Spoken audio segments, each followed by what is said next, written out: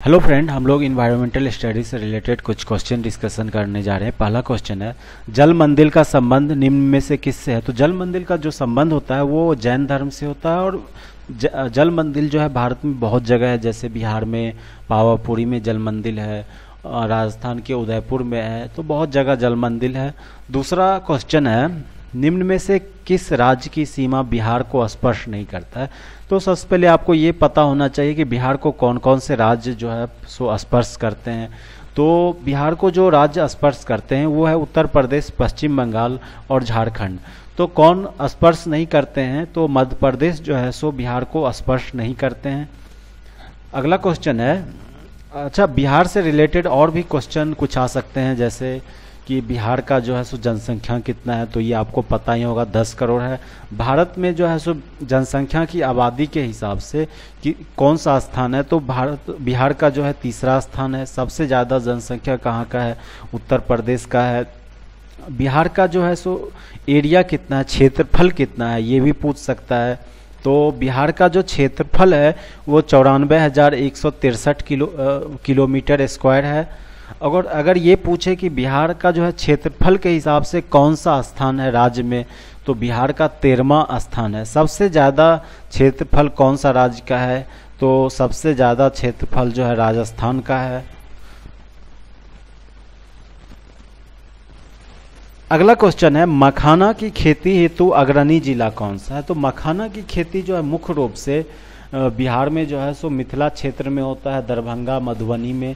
और पूरे वर्ल्ड का जो है, पूरे विश्व का 70 से 80% मखाना बिहार में ही होता है।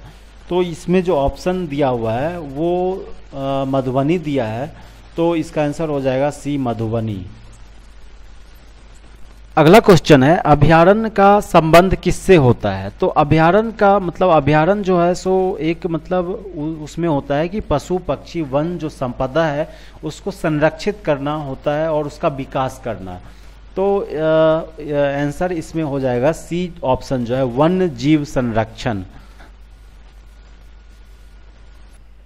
अगला क्वेश्चन है, विश्व विकलांग दिवस निम्न में से कब मनाया जाता है? तो विश्व विकलांग दिवस जो है वो 3 दिसंबर को मनाया जाता है। तो इसका आंसर हो जाएगा सी, 3 दिसंबर। दिवस से संबंधित और भी आपको याद रखना है, इससे क्वेश्चन आने की ज़्यादा संभावना रहता है। जैसे आपको कुछ इम्पोर्टेंट दिवस आपको बता देते हैं, जैसे कि राष्ट्रीय विज्ञान दिवस जो है वो 28 फरवरी को होता है। राष्ट्रीय विज्ञान दिवस जो है 28 फरवरी को होता है। अंतर्राष्ट्रीय महिला दिवस जो होता है वो कब होता है? 8 मार्च को जो है सो अंतर्राष्ट्रीय महिला दिवस होता है। विश्व पृथ्वी दिवस कब होता है ये भी पूछ सकता है। 22 अप्रैल को जो है सो विश्व पृथ्वी दिवस होता है। मजदूर दिवस कब होता है ये भी इम्पोर्टेंट है। 1 मई को जो है सो मजदूर दिवस होता है। और एक तंबाकू निषेध दिवस, ये भी बहुत इम्पोर्टेंट है, बराबर एग्जाम में आते हैं। 31 मई को जो है सो विश्व तंबाकू निषेधन दिवस मनाया जाता है। जनसंख्या दिवस कब मनाया जाता है? तो जनसंख्या दिवस जो है सो 11 जुलाई को मनाया जाता है। एड्स दिवस कब मनाया जाता है? तो 1 दिसंबर को मनाया जाता है। शिक्षक दिवस कब मनाया जाता है? तो शिक्षक दिवस जो है सो 5 सितंबर को मनाया जाता है। शिक्षक दिवस 5 सितंबर को मनाया जाता है। अगला क्वेश्चन है, रोनाल्ड रॉस का संबंध निम्न में से किससे है? तो रोनाल्ड रॉस जो है सो वो मतलब इंग्लैंड के मतलब बहुत ही ग्रेट डॉक्टर थे और उन्होंने बहुत सारे चीज़ खोज किए। एक जो उनमें महत्वपूर्ण था वो मलेरिया जो है सो कैसे फैलता है मच्छर से, इस पे उन्होंने स्टडी किया था। इस पर इन्हें नोबेल प्राइज भी मिला था। तो इसका आंसर क्या हो जाएगा? डी, मलेरिया हो जाएगा। अगला क्वेश्चन है, पर्यावरण सुरक्षित ईंधन है, मतलब पर्यावरण के लिए मतलब कौन सा ईंधन सुरक्षित होगा, ज़्यादा सेफ होगा, कम पोल्यूशन फैलाएगा? तो ए ऑप्शन है डीजल, इससे तो बहुत ज़्यादा कार्बन डाइऑक्साइड निकलते हैं। लकड़ी, केरोसिन, ये तीनों जो ऑप्शन है इससे जो है सो बहुत ज़्यादा कार्बन डाइऑक्साइड रिलीज होते हैं। और ये गैस से भी थोड़ा थोड़ा तो होता ही है लेकिन पोल्यूशन, लेकिन बहुत कम होता है, इसलिए गैस जो है सबसे बेस्ट है होता है। तो आंसर क्या हो जाएगा? गैस। अगला क्वेश्चन है, श्वसन के दौरान मनुष्य द्वारा ग्रहण की जाने वाली गैस मुख्यतः है। मतलब हम लोग जब सांस लेते हैं तो मुख्यतः कौन सा गैस लेते हैं, ये आप लोगों को पता ही होगा कि हम लोग ऑक्सीजन लेते हैं और छोड़ते कौन सा है, तो कार्बन डाइऑक्साइड छोड़ते हैं। तो आंसर हो जाएगा ए, ऑक्सीजन, O2। अगला क्वेश्चन है, निम्न में से कौन संक्रामक रोग नहीं है। तो डेंगू, मलेरिया, पोलियो ये सब जो है संक्रामक रोग नहीं है। टेटनस जो है ये मतलब संक्रामक रोग है, ये सब, ये डेंगू, मलेरिया, पोलियो। टेटनस जो है सो ये संक्रामक रोग नहीं है, तो आंसर हो जाएगा टेटनस। अगला क्वेश्चन है, फसल चक्र के द्वारा मिट्टी में किस तत्व की स्थिरता संभव हो पाती है। तो इसका आंसर क्या हो जाएगा, नाइट्रोजन। नाइट्रोजन जो होता है एक विशेष प्रकार का प्लांट होता है, उसे सिम्बी पौधे, लेगुमिनस प्लांट कहते हैं। वो डायरेक्ट नाइट्रोजन से यौगिकरण कर नाइट्रोजन यौगिक बनाते हैं, जिससे मतलब उर्वरता बना रहता है मिट्टी का। तो इसलिए नाइट्रोजन जो है सो मतलब फसल चक्र के द्वारा मिट्टी में किसी तत्व का स्थिरता संभव है, इसलिए कहा जाता है कि बदल बदल के पौधे लगाना चाहिए। तो आंसर हो जाएगा नाइट्रोजन। अगला क्वेश्चन है, पत्तियों का रंग निम्न में से किसके कारण हरा होता है। तो पत्तियां जो होता है पेड़ पौधे का, वो हरा रंग क्यों होता है, तो उसमें एक क्लोरोफिल होता है, इसके कारण जो है सो पत्तियां हरा होता है। ये एग्जाम में कब आ सकता है क्वेश्चन कि खून का रंग लाल क्यों होता है। तो खून में हीमोग्लोबिन होता है, जिसके कारण मतलब मनुष्य का मतलब आदमी का जो खून होता है वो लाल होता है। अगला क्वेश्चन है, ड्यूटेरियम निम्न में से किसका समस्थानिक है। सबसे पहले आपको ये जानना पड़ेगा कि समस्थानिक क्या होता है। तो समस्थानिक जो होता है उसका परमाणु संख्या जो होता है, एटॉमिक नंबर, वो समान होता है, लेकिन उसका भार जो वेट जो होता है वो अलग अलग होता है। उसे हम क्या कहते हैं, समस्थानिक कहते हैं। तो ड्यूटेरियम जो है इसमें दिया हुआ है वो हाइड्रोजन का समस्थानिक है। तो क्या हो जाएगा आंसर इसका, ऑप्शन सी जो है हाइड्रोजन हो जाएगा। अगला क्वेश्चन है, समस्याग्रस्त बालक का पता लगाने की विधि निम्न में से कौन है। तो ए ऑप्शन है सेमिनार, ये नहीं है। समस्याग्रस्त बालक का पता लगाने का क्रियात्मक शोध, ये भी नहीं है। सी ऑप्शन जो है केस स्टडी, ये आंसर हो जाएगा समस्याग्रस्त बालक को पता लगाने के लिए। अगला क्वेश्चन है, द्रव्यमान संख्या निम्न में से कौन कहलाती है। द्रव्यमान संख्या क्या होता है, किसी भी मतलब एटॉमिक नंबर जो होता है द्रव्यमान संख्या, वो क्या होता है, प्रोटॉन और न्यूट्रॉन जो होता है उसका योग को जो है सो हम द्रव्यमान संख्या कहते हैं। अगला क्वेश्चन है, जीवन की मूलभूत इकाई है। तो जीवन की मूलभूत इकाई क्या है। तो जीवन की मूलभूत इकाई कोशिका है, सेल। सेल से ही जो है सो ह्यूमन का डेवलपमेंट हुआ है, लाइफ का डेवलपमेंट हुआ है। तो आंसर हो जाएगा सी, कोशिका। अगला क्वेश्चन है, शून्य घर्षण बल वाले सतह पर चलना अपेक्षाकृत। शून्य घर्षण मतलब क्या, कोई फ्रिक्शन नहीं होगा। जैसे कि बारिश के मौसम में मिट्टी पे कजली हो जाता है और अगर आप उस पे चलोगे तो क्या होता है कि आदमी स्लिप हो जाता है, गिर जाता है। मतलब घर्षण उसमें रहता है, फिर भी मतलब शून्य नहीं होता है, फिर भी थोड़ा थोड़ा उसमें भी लोग नहीं चल पाता है। अगर शून्य हो जाए तो चलना बिल्कुल असंभव हो जाएगा। तो इसका आंसर हो जाएगा सी, असंभव।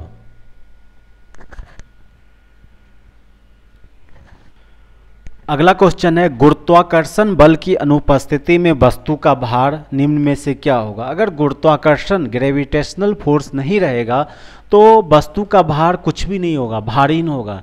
जैसे आप झूला में झूलते होंगे तो झूला में जब झूलता है लोग तो आदमी जब ऊपर जाता है तो आदमी का वेट लगता है बहुत हम हल्का हो गए हैं। तो क्या होता है कि ग्रेविटेशनल फोर्स जो है घट जाता है, जिससे भार घटने लगता है। जैसे चंद्रमा पे लोग जाता है तो वहाँ पे गुरुत्वाकर्षण बल कम है, तो वहाँ पे आदमी का मतलब वेट बहुत कम हो जाता है।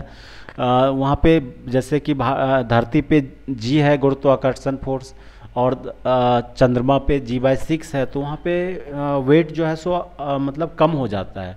तो यहाँ पे क्या कर रहा, अनुपस्थिति में क्या हो जाएगा, भारहीन हो जाएगा। अगला क्वेश्चन है, सुश्री मेघा पाटेकर का संबंध निम्न में से किससे है? तो मेघा पाटेकर ने जो है सो सरदार सरोवर डैम जो है गुजरात में वो बन रहा था नर्मदा नदी पे, उसका उन्होंने बनने का विरोध किया। बनने का विरोध करने का कारण क्या था कि डैम बनने से क्या होता कि जंगलों का जो है सो बहुत सारे जंगलों का कटाई होता, पानी डैम बनने से क्या है पानी स्टोर किया जाता है, तो बहुत सारे जंगल वृक्ष पेड़ पौधे सूख जाते और आदमी का विस्थापन होता, बहुत सारे जानवर एक दूसरे से जाते, तो उससे पर्यावरण पे जो है इफेक्ट पड़ता। तो मेघा पाटेकर का जो है सो मतलब संबंध जो है वो पर्यावरण संरक्षण से है। अगला क्वेश्चन है, पर्यावरणीय असंतुलन का कारण है। तो पर्यावरण असंतुलन का क्या कारण है? पर्यावरणीय चेतना का अभाव, उसको समझ नहीं होगा, ये भी कारण सही है। भौतिकवाद सोच, मतलब जैसे जैसे लोग स्टैंडर्ड बढ़ते जा रहा है, लोग मतलब टेक्नोलॉजी पे की ओर जा रहे हैं, तो इससे भी पर्यावरण का संतुलन बिगड़ रहा है। सी जो है भोगवादी प्रवृत्ति, ये भी सही है, तो इसका करेक्ट आंसर हो जाएगा इनमें से सभी।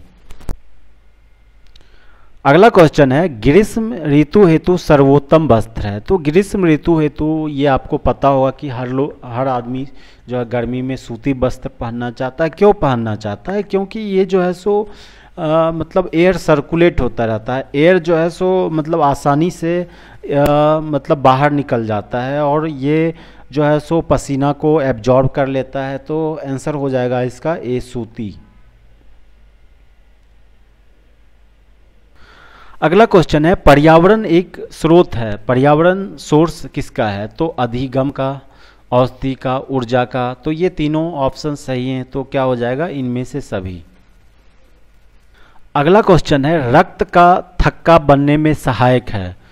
तो रक्त का जो है जैसे कि किसी का कुछ कट जाता है तो थोड़ा देर खून बहता है, उसके बाद फिर रुक जाता है। क्यों रुकता है? उसमें एक विटामिन के होता है, तो वो जो है सो ब्लड को बाहर निकलने से रोकता है। तो क्या हो जाएगा आंसर इसका? विटामिन के जो है सो ये रक्त को थक्का बनने में सहायक करता है, जिससे ब्लड जो है सो बहना रुक जाता है। अगला क्वेश्चन है, जल समस्या का निराकरण संभव है। जल अपव्यय रोककर, जल को बर्बाद होने से रोककर, सही बात है। समुचित जल प्रबंधन कर, ये भी सही है। वाटर हार्वेस्टिंग कर, ये भी सही है। तो क्या हो जाएगा आंसर इसका? इनमें से सभी। अगला क्वेश्चन है, दूध से दही बनना क्या है? दूध से दही जो बनना है वो एक केमिकल परिवर्तन है, रासायनिक परिवर्तन है। तो इसका आंसर हो जाएगा रासायनिक परिवर्तन। अगला क्वेश्चन है, पर्यावरण शिक्षण को बाल केंद्रित बनाने हेतु प्रभावशाली विधि निम्न में से कौन है? भ्रमण, बागवानी, समूह कार्य। तो ये सारे जो है सो विधि प्रभावशाली बनाने में हेल्प करता है, तो हो जाएगा डी इनमें से सभी। अगला क्वेश्चन है, बाल केंद्रित शिक्षण का अर्थ निम्न में से क्या नहीं है? ए ऑप्शन क्या क्वेश्चन है, बाल केंद्रित शिक्षण का अर्थ निम्न में से क्या नहीं है? तो ए ऑप्शन जो है समुदाय केंद्रित। समुदाय केंद्रित क्या होता है कि उस जो कम्युनिटी में लोग रहते हैं समुदाय में, वो सारे लोग उसमें भाग लेते हैं, तो ये बाल से रिलेटेड नहीं है। तो आंसर क्या हो जाएगा? बाल समुदाय केंद्रित। शिक्षार्थी ये बाल केंद्रित है, अध्येता ये भी है, छात्र केंद्रित ये भी है। तो आंसर क्या हो जाएगा? ए। अगला क्वेश्चन है, पर्यावरण शिक्षण का प्रभावशाली विधि है। पर्यावरण शिक्षण का क्या प्रभावशाली विधि है? व्याख्यान। व्याख्यान ये मतलब कोई ये जो है पर्यावरण शिक्षण को प्रभावी बनाने का विधि नहीं है। ये प्रयोगशाला जो है ये पर्यावरण शिक्षण को प्रभावशाली बनाने की विधि है। तो आंसर हो जाएगा प्रयोगशाला। अगला क्वेश्चन है, पाठचर्या को अपेक्षाकृत प्रभावकारी बनाने हेतु इसका निर्माण निम्न में से किस स्तर पर होना चाहिए? ए ऑप्शन है राष्ट्रीय, बी ऑप्शन है राज्य, सी ऑप्शन है जिला, डी ऑप्शन है विद्यालय।